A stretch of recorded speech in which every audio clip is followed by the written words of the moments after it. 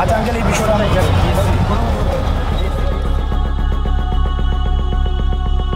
রেগে ফায়ার হয়ে গেল সমন্বয়ক হাসনাত আব্দুল্লাহ। রাজধানীর এক হাসপাতালে কারো সাথে কথা কাটাকাটি হয় আর এ থেকে গ্যাঞ্জামের সূত্রপাত ঘটে। তার সাথে ব্যাকআপ না থাকায় সে তার আঙ্কেলকে কল দিয়ে ঘটনাস্থলে আসতে বলে।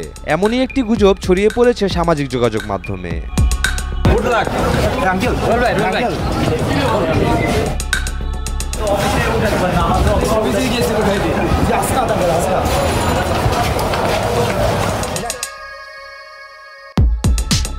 হাসনাত আব্দুল্লাহ হলেন একজন বাংলাদেশি আন্দোলনকর্মী ও কোটা সংস্কার আন্দোলনের অন্যতম সমন্বয়ক। তিনি ঢাকা বিশ্ববিদ্যালয়ের ইংরেজি বিভাগের শিক্ষার্থী। তার সফলতা দেখে সবাই এখন তার ক্ষতি করতে চাচ্ছে।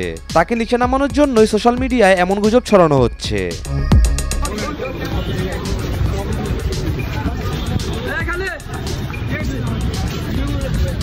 আচ্ছা আঙ্কেল, এই বিষয়টা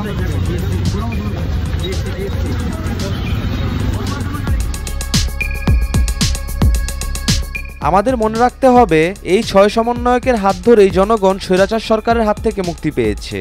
এই সমন্বয়কদের হাত ধরেই 2024 সালে বাংলাদেশ দ্বিতীয়বারের মতো স্বাধীনতা পায়। বর্তমানে সমন্বয়করা হচ্ছে দেশের সবচেয়ে মেধাবী সম্পদ। তারা তাদের মেধার সবচেয়ে বড় প্রমাণ দিয়েছে এই কোটা আন্দোলনের মধ্য দিয়ে।